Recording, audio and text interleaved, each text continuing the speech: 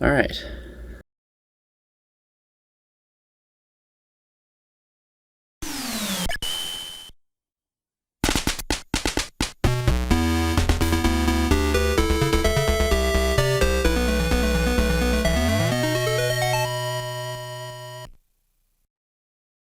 Metal Gear opens up fantastically. Snake is a rookie Special Forces soldier sent into Outer Heaven, a mercenary-run sovereign state to rescue fellow Foxhound soldier Gray Fox and stop the mysterious leader of Outer Heaven from developing a possible weapon of mass destruction. Throughout the whole game, you are given help through radio transmissions from various Outer Heaven resistance fighters and Foxhound support, including Snake's commanding officer, Big Boss. Anyways, the gameplay itself is not the most riveting in the world. You can't crouch or crawl, the enemies have incredibly low field of vision, guns and other weapons are picked up throughout the game and add a little variety, but typically they're just meant to be used on specific boss fights. Combat is easy, but almost always meant to be avoided, and you can do that pretty easily once you get the hang of things. It is an incredibly obtuse video game, with a lot of its intended length coming from not actually being told where to go or what to do. Need to beat a helicopter? Better have enough grenades and know that the helicopter can only be damaged by grenades. Want to progress into the second building? Find an enemy outfit. How? Go all the way back to the previous building, find a specific door in the basement, and if you don't know exactly where to go, you'll probably be flailing around for at least an hour because there's so many doors and each door has an arbitrary keycard attached to it and you can only equip one keycard at a time, so by the end of the game you're running up against a door cycling between 8 different keycards and don't even think about wearing a gas mask because Snake simply cannot wear a gas mask and use a keycard at the same time. So that's why I used a very helpful walkthrough so I didn't have to spend 2 hours finding a mine detector or something. Here's the thing. This game hasn't aged perfectly. But for a 1987 title, this thing is so much fun. There's a lot of minor stuff that shows off the game's charm. The amazing sound effects, like the radio signal finding noise. The noise that is made when you shoot someone.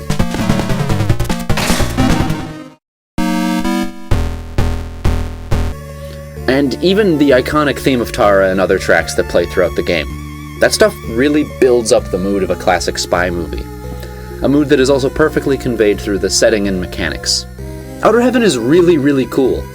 It's layered. The 2 main buildings that you spend so much of your time on have just a ton of detail.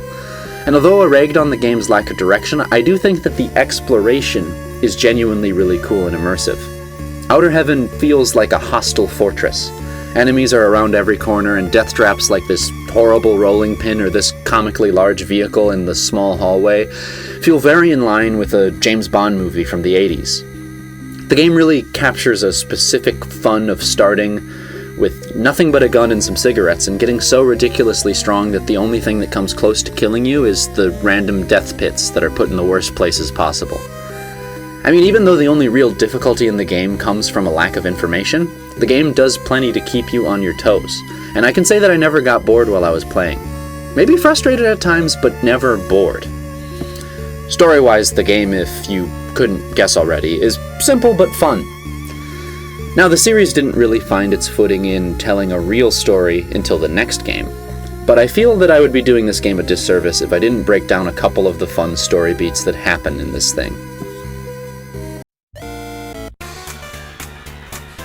So after the initial infiltration, Snake purposely gets himself captured to find out where Outer Heaven is holding Gray Fox. After breaking into a hidden passage between Snake and Gray Fox, he's able to free Gray Fox and learn that Metal Gear is a mobile nuclear platform that will be able to launch a nuke from anywhere in the world. Snake is then given the task of finding Dr. Madnar, the man who designed Metal Gear, as Gray Fox just kind of disappears. Anyways, Snake fights Shotmaker.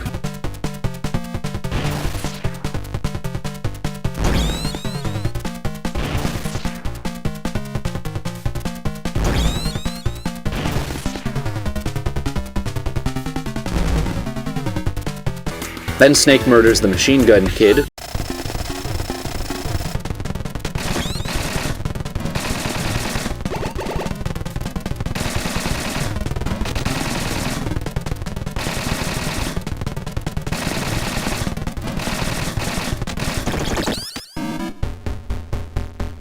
Then there's a Hind D fight. A Hind D? Colonel, Russian gunship doing here? I have no idea. And a parachute into the courtyard that can be instant death if you forget to equip the parachute. If you notice, there isn't really much character building, or honestly plot. It kind of reminds me of John Carpenter's Escape from New York, which was a huge influence on Kojima throughout the Metal Gear franchise.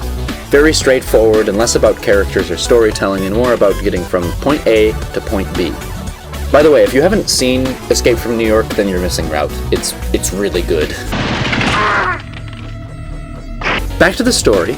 In a move that will be done multiple times in the franchise, Snake discovers that Madnar is not actually in this building, and that he needs to travel to another building.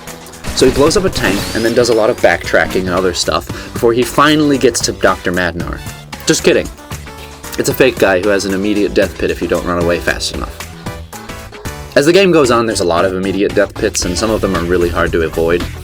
Anyways, after the second Madnar fake-out, Snake gets to murder a guy who does not have a funny name. His name is just Fire Trooper. He's cool, though. And dead.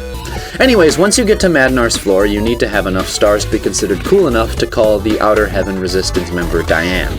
Stars determine your health bar and ammo capacity, and if you don't have enough, then it's time for more backtracking and finding more hostages, because every 5 hostages gives you a star. Then you have to call Diane in a specific location, and if you do that, you get a rocket launcher, which is the only thing that can damage Bloody Brad, these unkillable androids. Fun fact about the Bloody Brads in this room, they were originally just called Arnold, after a certain governor of California. Anyways, you kill the unkillable androids and they drop another key card which allows you to access areas that are essentially in the home stretch. But before that, you need to backtrack some more to find Dr. Madnar's daughter, Ellen. When you find her, she tells you that her father, the mad scientist who has the word mad in it, was actually forced to make Metal Gear and is a tragic hostage. I'm sure that won't come up later on. Finally, you have a full conversation with Dr. Drago Petrovich Madnar, and he tells you Metal Gear's location and that it has a design flaw. Okay, before I go on, let me just say that this segment of Metal Gear is really, really fun, if you know what you're getting into. If I didn't have a walkthrough, I would probably despise every moment of this section, but I did, so it's really fun. Madnar tells Snake that planting C4 on Metal Gear's legs in a certain sequence will cause its destruction. He tells you the exact order except for the very last one, which I guess you just had to have a notebook and pray that you were lucky back in the day. So on your way over to the Building 3, you go through a bunch of scorpions and a ton of enemies. Big Boss calls you and tells you to go into the truck on the right. Following his instructions actually takes you back to the beginning of the game, and you need to walk all the way back over to the building. Entering the door will give an equally suspicious call from Big Boss. And in fact, when you finally get down to the basement and close to Metal Gear, Big Boss calls you and tells you to abort the mission and that you should turn off your PS3 now.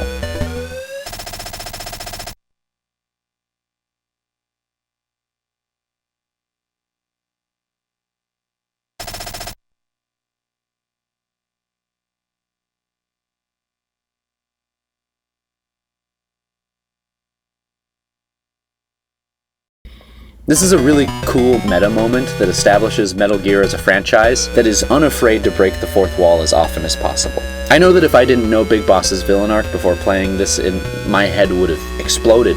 And I can't imagine how cool it was to get that radio call back in '87 and genuinely be in shock that a game character is literally demanding you to turn off your computer. I mean, I played this in 2023 and I was still kinda in shock that the game did that idea. It's incredibly bold and almost immediately sets up the series to try and continue that crazy, innovative, and weird energy. Anyways, the door to Metal Gear needs another keycard, so you have to backtrack to an oxygen tank and to save Diane's brother from the Outer Heaven mercenary Dirty Duck. After backtracking for the last time, you finally get to Dirty Duck, the softlock king. So here's the thing about this guy. He's surrounded by a death pit and a bunch of hostages, so you need an incredibly small window of space to damage him without hitting any of the hostages. Your stars decrease by 1 if you kill a hostage. No big deal, just reload the checkpoint, but imagine if you were playing this in the 80s and you didn't notice that your stars went down. Well now, if you save over the file that is close to Dirty Duck, you don't have enough ammo capacity to destroy Metal Gear because it takes a ludicrous amount of C4. I am almost certain that tons of people have never finished this game because of Dirty Duck.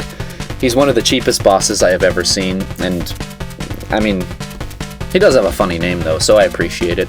So after you once again travel through the Desert of Inconvenience and Building 3, the most aggravating yet tiny building in the game, you can finally have your encounter with Metal Gear. You don't really fight it. There's laser security cameras, and you place down C4 the whole time. It's not unfun, but it's definitely in line with a lot of bosses in the game where you just kind of have to know how to beat it, and once you know, it's a piece of cake. After the destruction of Metal Gear, you finally enter a showdown with Big Boss himself. He's actually one of the easier bosses in the game because by then you should have the max amount of rations and as many rockets as you can shoot in his soft little skull.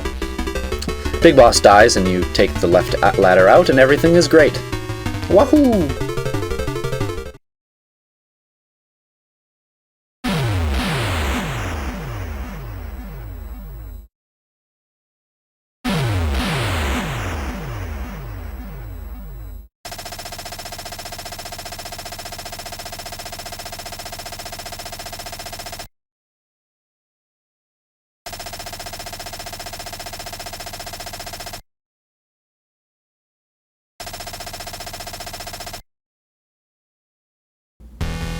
However, after the credits, you get another radio call. Big Boss survived. How'd he do that? Oh well, game's over, so we'll just have to resolve that problem in the sequel. Metal Gear is a simple little game. It's definitely frustrating at times, it's definitely not the pinnacle of video games, and it definitely doesn't have much going on in regards to story. However, I have to say there's something effortlessly amazing about this game. Maybe it's the innovation on display or the clear love that is injected into the little details. Whatever it is, I know that the game was a great chance for me to try something from an era that I know very little about in regards to video games, and it sets up a sequel that is so vastly better than this one that it's kind of hard to even get into how good the thing is. That's why I'm going to talk about it in the next video.